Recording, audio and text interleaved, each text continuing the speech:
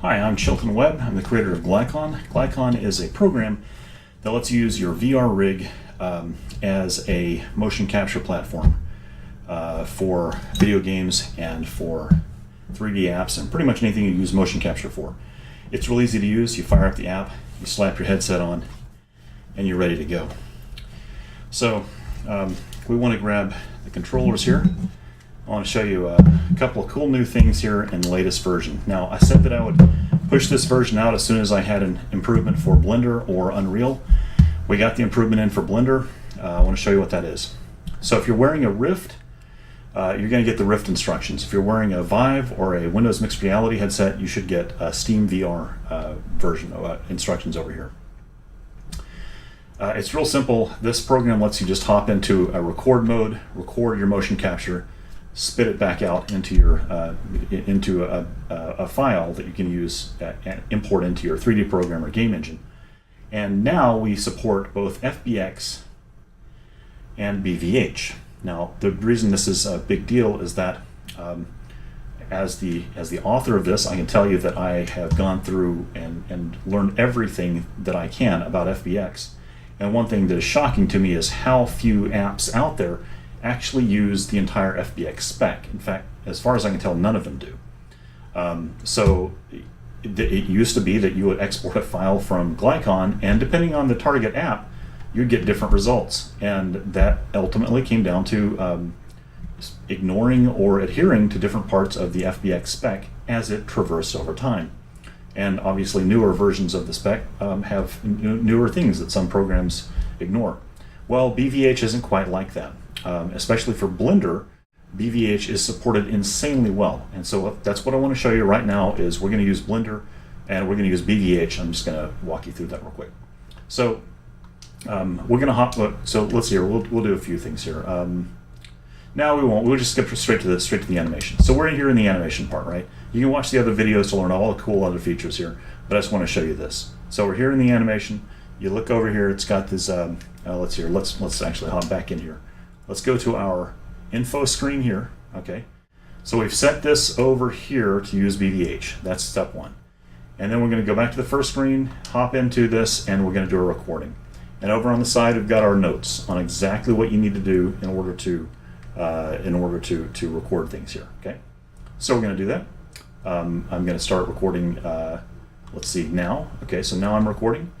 And as you can see, I've got my hand gestures working, and I can type on the computer, or I can dab, or whatever. If I move around a little bit, I can recenter the rig on me to make it look like I'm walking around. This is using the Oculus Rift. If I was using a Vive, well, if I'm using a Vive, I can attach trackers, additional trackers, and use those. You can watch the other videos, see how that works. But people ask, does it work with a Rift? Yeah, it absolutely works with a Rift. You just don't have full body tracking. So and there are some other cool options we're going to add for that. I'll get to that in a few minutes. But I wanted to show you this. So now we've been recording for quite some time, right? If you've used the product before, you would know that the longer you do a recording, when you save this thing out, oh my God, it takes forever. Well, we don't want that here. We wanted to basically be able to stop recording, okay? And then we're going to hop back into this world, and we're going to pop out our animation. Now, if you've used this product before, you would know that exporting an FBX file takes forever. Okay, but BVH is very different, and we're going to count how fast that works. Ready? Click. Okay, and it's done. I mean, it was that fast. We're done. The FBX file has been exported. It stuck it on your desktop / Glycon files. Let's take a look at exactly what it just did. So we're going to hop over here to Blender. This is an experiment from earlier. I'll just clear that right out. We're going to delete the cube. Poor cube. No one likes the cube. And then we're going to hop into here and go File, Import, BVH. And again, this is going to be on your desktop in Glycon Files. And here it is. Now, here's an important thing. Down here at the bottom, there are some options. And you need to look at these and play with them and decide which one's right for you. In our case, we're just going to scale the FPS. Okay? And what this does is it scales the frame per second of the BVH file to our current settings. But you might prefer to update screen FPS or updates and update screen duration, scene duration.